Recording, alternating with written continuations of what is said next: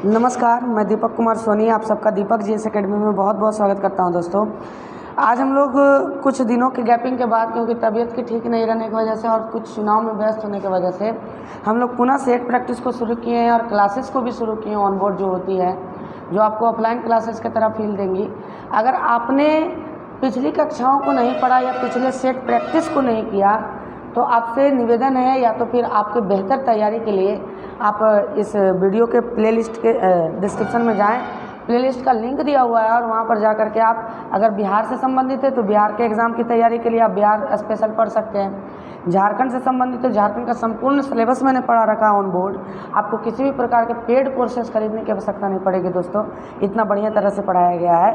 और इसके साथ साथ हम लोग सेट प्रैक्टिस करवा रहे हैं, कोटा श्रृंखला करवा रहे हैं। आप ध्यान से पढ़ें, सब कुछ निःशुल्क है, अच्छे से पढ़ें और अपनी तैयारी को आयाम दें। ठीक है, तो आइए बिना देर किए हुए आज हम लोग सेट प्रैक्टिस को आगे बढ़ाते हैं। और ये हमारा 16वां सेट प्रैक्टिस होगा, जो उत्पाद सिपाही के लिए और झारखंड पुलिस के लिए महत्वपूर्ण है।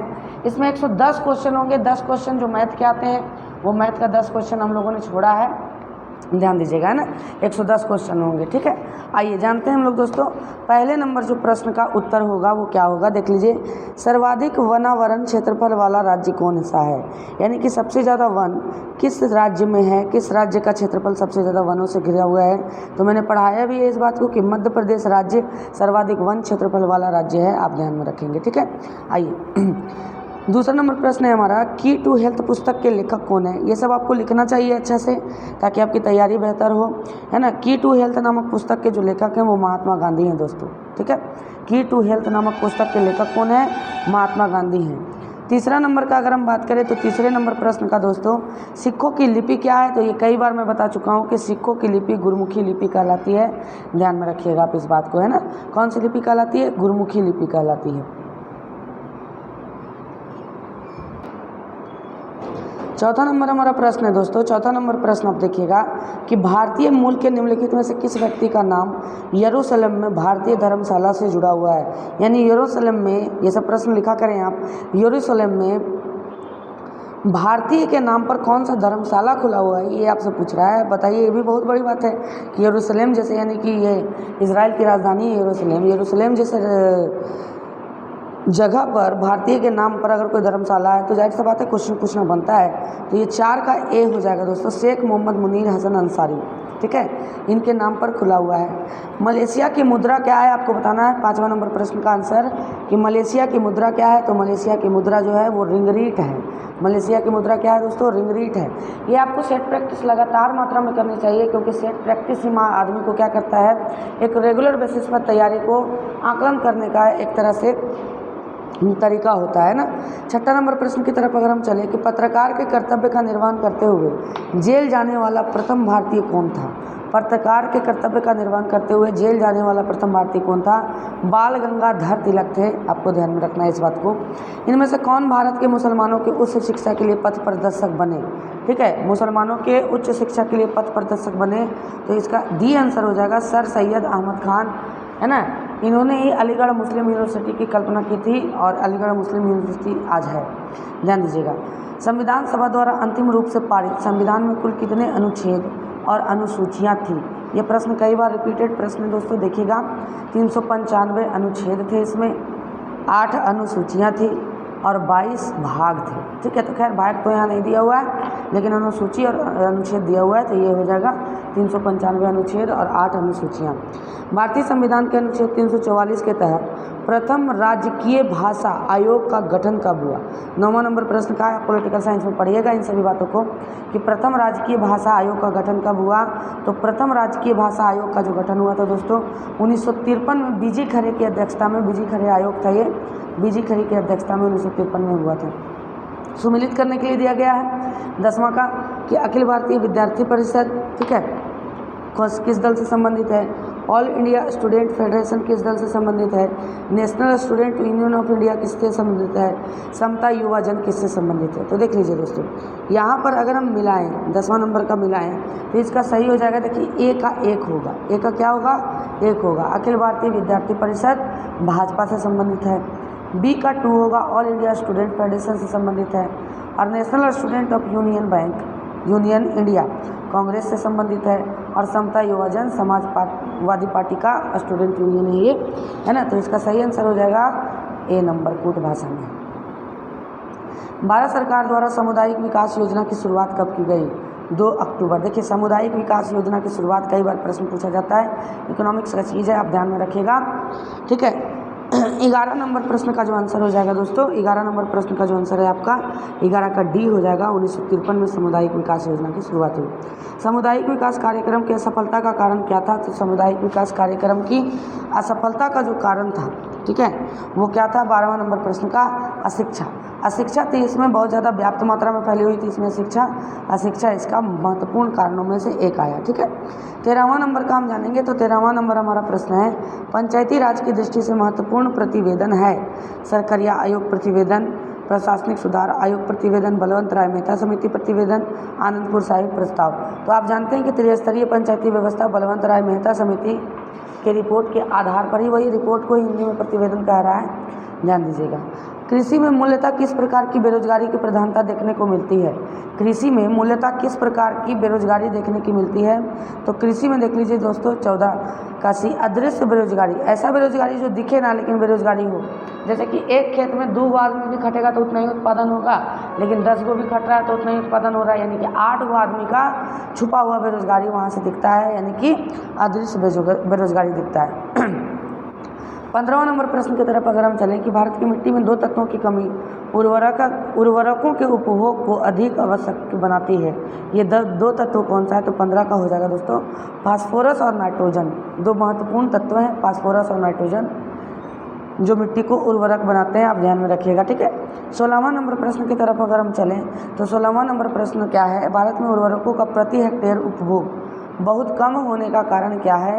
तो बहुत कम होने का कारण है, देखिए, कृषकों की निर्धनता, हाँ ये भी सही है, कृषकों की अज्ञानता, ये भी सही है कि बहुत लोग नहीं जानते हैं उर्वरकता के बारे में, उर्वरकों के बारे में, इसलिए उपयोग ही नहीं कर पाते हैं। और यहाँ पर है अपर्याप्त और अनियमित जलापूर्ति, कृषि ही नहीं होगा तो उर्वरक कहाँ से होगा? तो इसलिए इनमें से सभी इसका आंसर सही हो जाएगा। 17वां नंबर प्रश्न का अगर हम बात करें तो भारत की कौन सी पंचवर्षीय योजना सोवियत संघ के 1928 के फेल्डमैन योजना का अनुसरण करके तैयार की गई थी, ठीक है।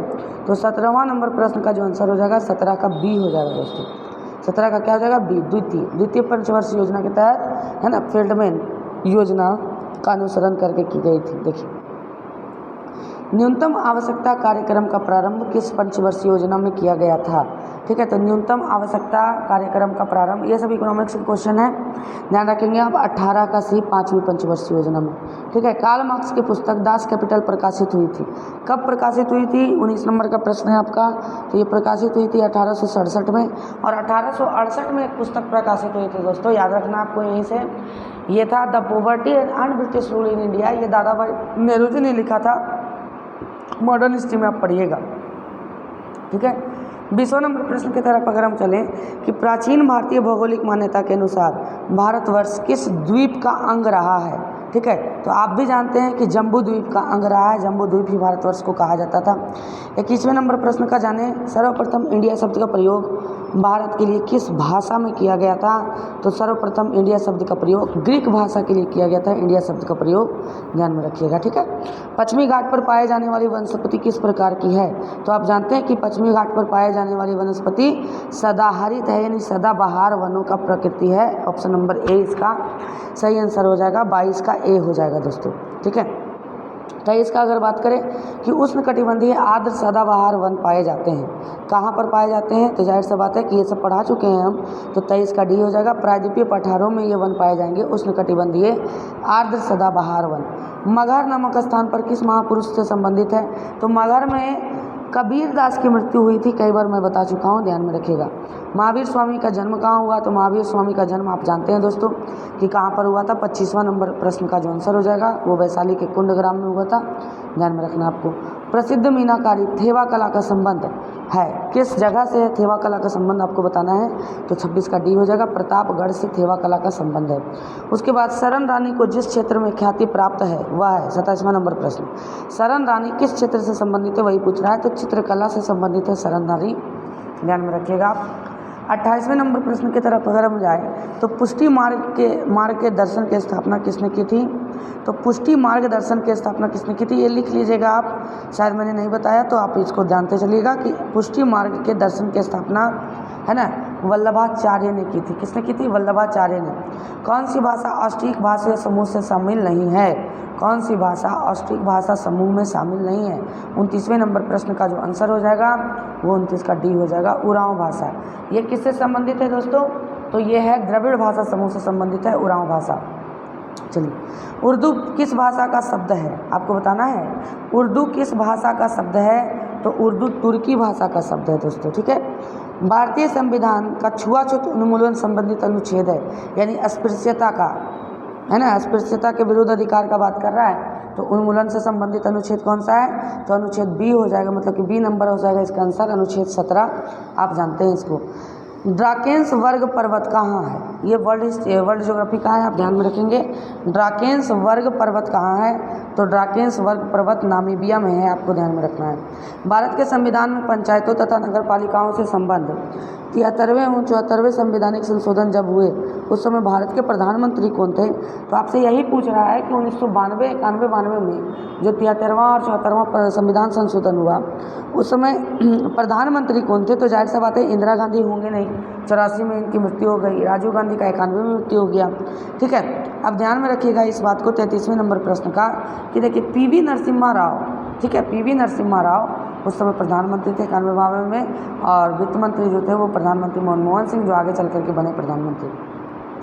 भारत के कोयला उत्पादन में छोटनागपुर का योगदान है लगभग, ठीक है। 34वां नंबर प्रश्न आपसे पूछ रहा है कि छोटनागपुर का कितना योगदान है कोयला उत्पादन में? तो 34 का हो जाएगा डी, लगभग 60% कोयला अकेले छोटनागपुर उत्पादित करता है भारत का। भारत में पहली बार लोक सेवा आयोग की स्थापना जिस अधिनियम से हुई वह अधिनियम कौन सा था? आपको बताना है। तो 35वें नंबर प्रश्न का आंसर हो जाएगा 35 का सी, गवर्नमेंट ऑफ इंडिया एक्ट 1919, है ना, भारत शासन अधिनियम 1919 के तहत इसकी स्थापना की गई थी। पंचायती राज को देश के अंतर्गत स्वशासन की इकाई के रूप में संगठित किया गया है। तो आपको बताना है कि 36वां नंबर प्रश्न का आंसर क्या होगा? तो 36 का हो जाएगा डी दोस्तों, भारतीय संविधान के 73वें संविधान संशोधन के तहत पंचायती राज को शामिल किया गया था, ठीक है। रंजीत सिंह किस मिसल से संबंधित है? आप जानते हैं शुक्रचक्किया मिशन से संबंधित है रंजीत सिंह। गौतम बुद्ध का महापरिनिर्वाण किस स्थान पर हुआ था? तो आप जानते हैं कि गौतम बुद्ध का महापरिनिर्वाण मलो के राज कुशीनगर में हुआ था दोस्तों, इसका ऑप्शन सी हो जाएगा आंसर। कलकत्ता में एशियाटिक सोसाइटी की स्थापना के समय बंगाल के गवर्नर कौन थे? तो बंगाल के उस समय जो गवर्नर थे, 39वां नंबर प्रश्न का जो आंसर हो जाएगा दोस्तों वो हो जाएगा लॉर्ड वारेन हेस्टिंग थे एशियाटिक सोसाइटी की स्थापना के समय, ठीक है। आइए आगे हम प्रश्न जाते हैं 40वां नंबर प्रश्न, और सामान्य अध्ययन का ये अंतिम प्रश्न होगा हमारा 40 का। भारतीय जीवन बीमा निगम LIC की स्थापना कब हुई? तो LIC की स्थापना आप सभी जानते हैं कि 1 सितंबर 1956 को हुई थी दोस्तों, LIC की स्थापना 1956 इसका सही आंसर है। आइए अब हम झारखंड संबंधित ज्ञान में 41वें नंबर प्रश्न की तरफ हम चलेंगे कि 1820 ईस्वी में मेजर रबसेस ने कोल्हान क्षेत्र में प्रवेश के पश्चात किस नदी के तट पर हो जनजाति और अंग्रेजी सेना में लड़ाई हुई जिसमें अंग्रेज विजय हुई, ठीक है। 41वां नंबर प्रश्न जो है आपका उसका आंसर हो जाएगा डी, डोरो नदी के तट पर। कौन सा आंसर होगा दोस्तों? डोरो नदी के तट पर ये युद्ध हुआ था, आपको ध्यान में रखना है। निम्न में से किस वर्ष वो लोगों ने आत्मसमर्पण किया और सीधा कंपनी को कर देने के लिए तैयार हुए? 42वां नंबर प्रश्न का आंसर हो जाएगा बी, ठीक है, 1837 में। झारखंड राज्य उच्च न्यायालय कहाँ अवस्थित है? तो ये सभी जानते हैं रांची में अवस्थित है। भारत का रूर प्रदेश किस राज्य को कहा जाता है? तो भारत का रूर प्रदेश जाहिर सी बात है झारखंड को ही कहा जाएगा रूर प्रदेश, ठीक है। अगर झारखंड का रूर प्रदेश पूछता तो छोटनागपुर को कहा जाता है, ठीक है, ध्यान रखिएगा। खनिज संपदा से संपन्न झारखंड की भूमि को क्या कहा जाता है? तो रत्नगर्भा भूमि के नाम से इसे जाना जाता है दोस्तों, ठीक है। किसानों को उचित दर पर निम्न दर पर ऋण की व्यवस्था करने हेतु कौन सी योजना प्रारंभ की गई है? झारखंड में आपको बताना है कि कौन सी योजना प्रारंभ की गई है। तो किसान क्रेडिट कार्ड योजना प्रारंभ किया गया है, KCC योजना प्रारंभ किया गया है। आदिम जनजाति को 100% आवास उपलब्ध कराने के लिए कौन सी योजना प्रारंभ की गई है? तो ये देख लीजिए, ये योजना है दोस्तों 47वां नंबर प्रश्न का, बिरसा मुंडा आवास योजना प्रारंभ की गई है। इंदिरा गांधी आवास योजना के तहत ही है, लेकिन ये सिर्फ आदिवासियों को मिलेगी इसकी सुविधा। अनुसूचित जनजाति और अनुसूचित जाति पर अत्याचार से राहत योजना के अंतर्गत परिवार के कमायु व्यक्ति को मृत हो जाने की स्थिति में अधिकतम कितने रुपये की सहायता राशि प्रदान की जा सकती है, प्रदान करने का प्रावधान है बेसिकली। तो 48वां नंबर का हो जाएगा सी, 2 लाख रुपये प्रदान किया जाता है। चाईबासा के मैदान की औसत ऊंचाई क्या है? 49वां नंबर पर प्रश्न है आपका यहाँ। चाईबासा के मैदान की औसत ऊंचाई क्या है? तो 150 मीटर है दोस्तों। झारखंड की सबसे नूतन भौतिक संरचना क्या है? सबसे नया भौतिक संरचना क्या है? तो 50 का ये हो जाएगा राजमहल ट्रैप।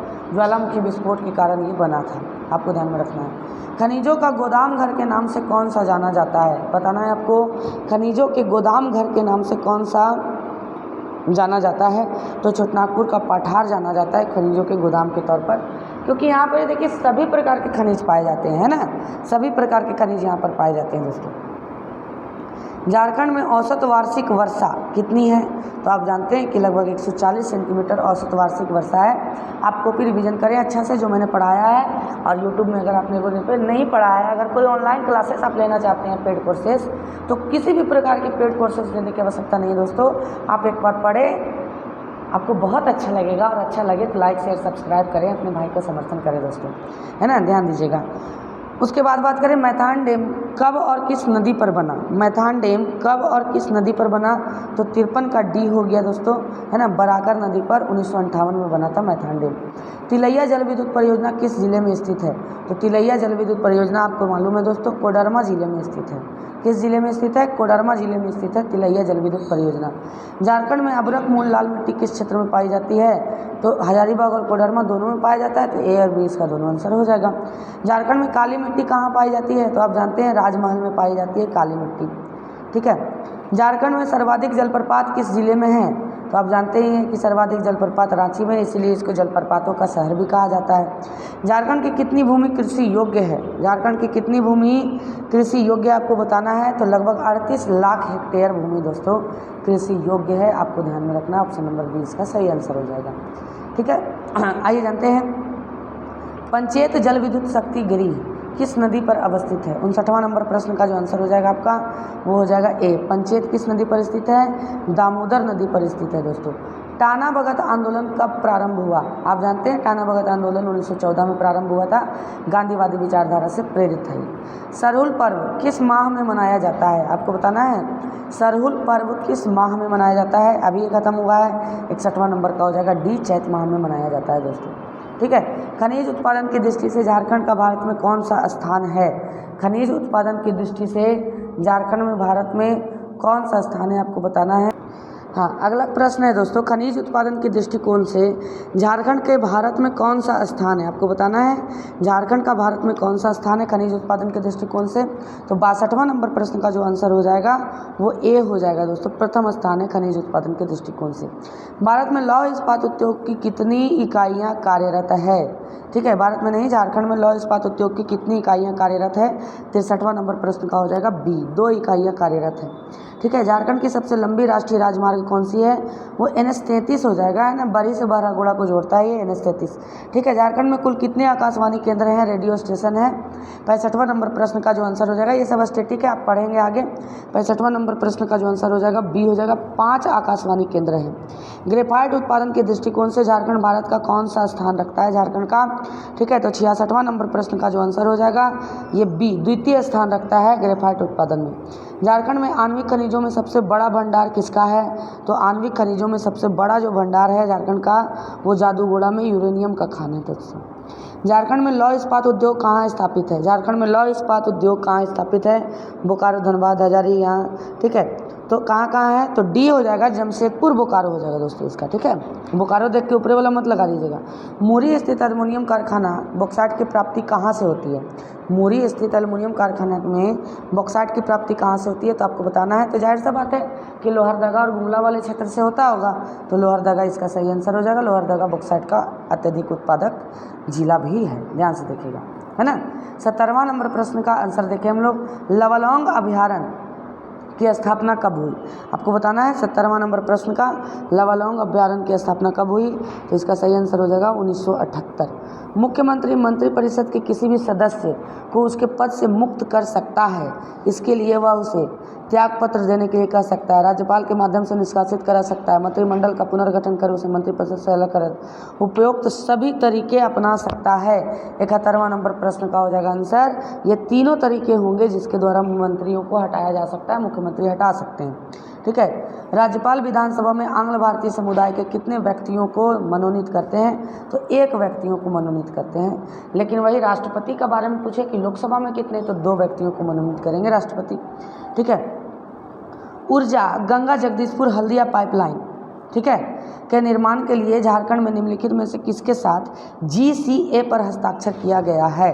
ठीक है, GCA पर हस्ताक्षर किया गया है। 73वां नंबर प्रश्न का जो सही आंसर होगा दोस्तों, वो 73वां नंबर प्रश्न का जो सही आंसर हो जाएगा वो हो जाएगा गेटको। गेटको के साथ GCA पर हस्ताक्षर किया है इन लोगों ने, याद रखिएगा ना। झारखंड में राजकीय राजमार्ग की कुल लंबाई कितनी है? झारखंड में राजकीय राजमार्ग की कुल लंबाई कितनी है आपको बताना है। तो इसका बी हो जाएगा 1886.4 किलोमीटर इसकी कुल लंबाई झारखंड में राजकीय राजमार्गों की। Tata iron and steel company की स्थापना किसने की थी आपको बताना है।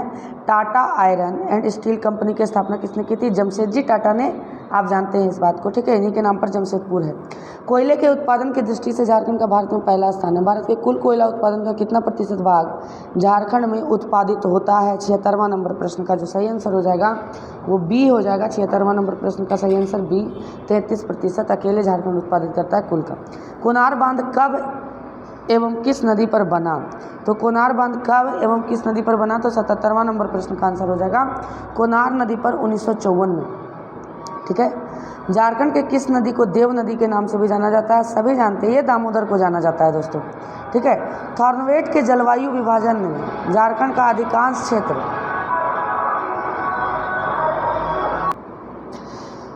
79वां नंबर क्वेश्चन है दोस्तों, थॉर्नवेट के जलवायु विभाजन में झारखंड का अधिकांश क्षेत्र किस विभाग में शामिल है?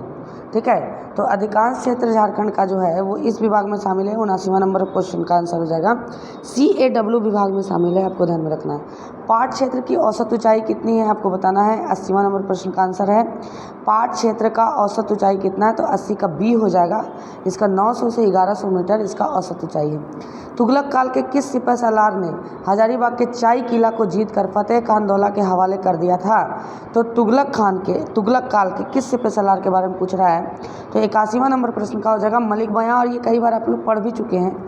ठीक है, फिरोज शाह तुगलक ने हजारीबाग के किस क्षेत्र को बंगाल के शासक शमसुद्दीन शाह से जीतकर उसे बंगाल की राजधानी बनाया था? ठीक है, तो सतगावा को अपनी राजधानी बनाया था फिरोज शाह तुगलक ने। तारीख़ फिरोज शाही के अनुसार फिरोज शाह तुगलक ने झारखंड क्षेत्र से होकर बंगाल के विरुद्ध कितनी बार आक्रमण किया था? तो 83वां नंबर प्रश्न का जो आंसर हो जाएगा दोस्तों वो हो जाएगा 2 बार आक्रमण किया था इन्होंने। झारखंड का उच्च न्यायालय देश का कौन सा उच्च न्यायालय है? 84वां नंबर प्रश्न का जो हो जाएगा वो सी हो जाएगा, 21वां उच्च न्यायालय है। झारखंड लोक सेवा आयोग में अध्यक्ष के अतिरिक्त अन्य कितने सदस्य कार्यरत हैं? ठीक है, झारखंड लोक सेवा आयोग में अध्यक्ष के अतिरिक्त अन्य कितने सदस्य कार्यरत हैं? तो 85 का डी हो जाएगा, 6 सदस्य कार्यरत हैं लोकसभा आयोग में। ठीक है, निम्न में से किस चेरो राजा ने द्वेषा को तहस नहस कर नवरत्नगढ़ का प्रसिद्ध नागपुर दरवाज़ा पलामू ले जाकर नए किले में लगवाया था? ये बहुत बढ़िया प्रश्न है और पढ़ा भी गया है। मेदिनी राय ने चेरो राजा थे, इनको न्यासी राजा के नाम से भी जाना जाता है। औरंगजेब ने बिहार के किस सूबेदार को पलामू पर आक्रमण करने हेतु भेजा था? ठीक है, तो 87वां नंबर प्रश्न का आंसर हो जाएगा दाऊद खां को। निम्न में से कौन सा कथन असत्य है? 17 दिसंबर 1660 को औरंगा नदी के नंबर ए में है, औरंगा नदी के पास मुगलों एवं चेरों के बीच भयंकर संघर्ष हुआ जिसमें चेरो पराजित हुए। ठीक है, चेरो पराजित हुए, तो ये 88वां, ये गलत है। 1662 में दाऊद खान ने पलामू विजय की स्मृति में पुराना किला में एक मस्जिद का निर्माण करवाया, ये भी गलत है। औरंगजेब ने मनकली खां को पलामू का फौजदार नियुक्त किया, ये भी गलत है। दाऊद खां चेरों के हाथों में इस युद्ध में मारा गया, हाँ ये सही है, चेरों के द्वारा दाऊद खां को मारा गया था, इसका डी आंसर हो जाएगा। 89 नंबर प्रश्न को देखिए दोस्तों, झारखंड का कौन सा जिला बिहार को स्पर्श करता है? झारखंड का कौन सा जिला बिहार को स्पर्श करता है? चतरा, कोडरमा, पलामू सभी करते हैं, उपयुक्त सभी हो जाएंगे यहाँ पर, याद रखिएगा उपयुक्त सभी। छोटनागपुर के पठार की चट्टानें कैसी है? छोटनागपुर के पठार की चट्टानें कैसी है? 90वां नंबर प्रश्न का आपको बताना है। तो क्रिस्टलीय एवं कायांतरित चट्टानें हैं यहाँ की। सामान्य विज्ञान में अब आएंगे हम लोग। 91वां नंबर प्रश्न का है सामान्य विज्ञान। देखिएगा बहुत सारे प्रश्न आपको जाने हुए मिलेंगे। लार की प्रकृति कैसी होती है, तो लार की प्रकृति देख लीजिए दोस्तों। 91वां नंबर प्रश्न का जो आंसर होगा वो अम्लीय होता है। लार का प्रकृति थोड़ा सा खट्टापन होता है। लाइसोसोम की खोज किसने की थी, ये आपके कॉपी में होगा विधिवत। लाइसोसोम की खोज डी डुबे ने की थी, है ना, डी डुबे ने की थी। जल का क्वथनांक अधिक होता है क्योंकि इसके अणु हाइड्रोजन आबंध से बंधे होते हैं। ठीक है, 93वां नंबर प्रश्न का हो जाएगा। इसके अणु हाइड्रोजन आबंध से बंधे होते हैं। यह एक मिश्रण है, यह एक द्रव्य है, यह O2 और H2 का मिश्रण है। नहीं, ये गलत हो जाएगा तीनों, बाकी ये सही हो जाएगा क्योंकि इसमें हाइड्रोजन बॉन्डिंग पाया जाता है, इसलिए इसका क्वथनांक ज़्यादा होता है, टूटने में समय लगता है इसको। जल की अस्थायी कठोरता किसकी उपस्थिति के कारण होती है, तो कैल्शियम और मैग्नीशियम के, है ना, सल्फेट के कारण होता है ये। कैल्शियम और मैग्नीशियम के सल्फेट के कारण, हाँ शायद सल्फेट के कारण नहीं, बायोकार्बोनेट के कारण होगा दोस्तों। सल्फेट के कारण जो होगा ना वो अस्थायी कठोरता हो जाएगी। 94 का सी, बायोकार्बोनेट के कारण। निम्नलिखित में से कौन सा एक तत्व है, ठीक है, निम्नलिखित में से कौन सा एक तत्व है, सोडियम क्लोराइड, पारा, प्लास्टिक, चीनी। तो पारा एक तत्व है, आप जानते हैं ये Hg। ठीक है, 96वां नंबर प्रश्न की तरफ अगर हम चले, उत्प्रेरक एक पदार्थ है, जानते हैं, जो किसी भी अभिक्रिया को बढ़ा देता है या घटा देता है। तो जाहिर सा बात है कि बढ़ा देता है, घटा देता है, तो उसका दर को क्या कर देगा, बदल देगा। तो इसका सी आंसर हो जाएगा। शैवालों का अध्ययन क्या कहलाता है, आपको बताना है। 97वां नंबर प्रश्न का शैवालों का अध्ययन जो है दोस्तों फाइकोलॉजी कहलाता है। किससे परमाणु का निर्माण होता है, ठीक है, आपको बताना है किससे परमाणु का निर्माण होता है। तो 98वां नंबर प्रश्न का हो जाएगा कि इलेक्ट्रॉन और प्रोटॉन से परमाणुओं का निर्माण होता है ना। 98वां नंबर प्रश्न का जो आंसर हो जाएगा दोस्तों, नहीं, इलेक्ट्रॉन, प्रोटॉन और न्यूट्रॉन तीनों से होगा। सॉरी, इसमें गलत हो जाएगा, इलेक्ट्रॉन, प्रोटॉन और न्यूट्रॉन। इसमें कभी कभी व्याख्याएं गलत दी होती है ना। कौन से विटामिन का संश्लेषण कोशिकाओं के द्वारा होता है, ठीक है, कौन से विटामिन का संश्लेषण कोशिकाओं के द्वारा होता है, आपको बताना है। 99 नंबर प्रश्न का। तो देखिए, विटामिन डी और के, ये दो विटामिन हैं जिसका संश्लेषण कोशिकाओं के द्वारा किया जाता है। जल का हिमांक, फ्रीजिंग पॉइंट कितना है, तो आप जानते हैं 0 डिग्री सेल्सियस है इसका। आर्द्रता मापने वाले यंत्र को हाइग्रोमीटर के नाम से जाना जाता है। कौन सा मीटर, हाइग्रोमीटर। हृदय के सिकुड़ने को क्या कहा जाता है, हृदय के सिकुड़ने को क्या कहा जाता है, 102 नंबर प्रश्न का आंसर हो जाएगा दोस्तों। इसको सिस्टोल कहा जाता है और फैलने को डायस्टोल कहा जाता है। सही कथन को चुनिए। प्रकाश की अपेक्षा, है ना, प्रकाश की अपेक्षा ध्वनि तीव्र गति से गमन करती है। गलत बात है, प्रकाश अधिक तीव्र गति से गमन करता है। ध्वनि वायु की अपेक्षा पानी से कम गति करती है, ये भी गलत है। ध्वनि निर्वात में गमन नहीं कर सकती, ये सही है। ध्वनि को चलने के लिए एक माध्यम की आवश्यकता होती है, और ये गलत है, ये सही हो जाएगा, आपका सही कथन हो जाएगा। लार किसके पाचन में मदद करता है, तो लार स्टार्च के पाचन में मदद करता है दोस्तों, कार्बोहाइड्रेट के पाचन में मदद करता है। उबलते पानी की अपेक्षा भाप से अधिक जलन होता है, क्यों, ठीक है, आपको बताना है। उबलते पानी की अपेक्षा भाप से अधिक जलन होता है क्योंकि उबलते पानी की अपेक्षा भाप का तापमान अधिक होता है। 105 नंबर प्रश्न का आंसर हो जाएगा, नहीं, गलत होगा। भाप वाष्प की अवस्था में होता है, भाप अधिक दबाव होता है, नहीं। भाप की गुप्त ऊष्मा, जो लेटेंट हीट है, वो ज़्यादा होती है, जिसके कारण उससे जलन अधिक होता है। निम्नलिखित में से फूल की कली से किस मसाले को प्राप्त किया जाता है, तो आप जानते हैं कि फूल की कली से किस मसाले को प्राप्त किया जाता है। 106 नंबर प्रश्न का आंसर हो जाएगा लौंग। लौंग को फूल की कली से प्राप्त किया जाता है। आनुवांशिकता नियंत्रक के घटकों के लिए जीन पद का चयन इन्होंने किया था। 107 नंबर जीन का शब्द का, तो W जोहेंसन ने किया था जीन शब्द का पहली बार प्रयोग, ठीक है। डैश की उच्च मात्रा के कारण स्वास्थ्य के लिए चॉकलेट हानिकारक है। 108 नंबर प्रश्न का हो जाएगा बी। निकल की उच्च मात्रा, यानी कि चॉकलेट में निकल की उच्च मात्रा होती है जो स्वास्थ्य के लिए हानिकारक है। कृषि की एक शाखा एग्रोनॉमी किससे संबंधित है, आपको बताना है। 109वां नंबर प्रश्न का आंसर एग्रोनॉमी जो है दोस्तों, वो फसल उत्पादन के नियम और पालन से संबंधित है। किससे, फसल उत्पादन के नियम और पालन से। पाँव और मुंह के रोग, ठीक है, पाँव और मुंह के रोग आपको बताना है कि किन में होते हैं, तो मवेशी और सूअर में पाँव और मुंह के रोग होते हैं, इनमें से आपको ध्यान में रखना है। मवेशी और सूअर में, भेड़ में नहीं होता है ये। देखिए, आपका जो शिकायत था दोस्तों कि मैं 110 प्रश्नों का श्रृंखला नहीं करवा रहा हूँ, वो भी शिकायत दूर हो गया। आपसे 110 प्रश्नों की श्रृंखला ही जाएगी। आप इसी प्रकार से समर्थन करते रहें, आपके समर्थन की अपेक्षा रहती है। शुभ रात्रि दोस्तों, बहुत बहुत धन्यवाद। दीपक जी अकेडमी परिवार से जुड़ने के लिए दुआओं बहुत ज़्यादा याद रखिएगा। शुभ रात्रि।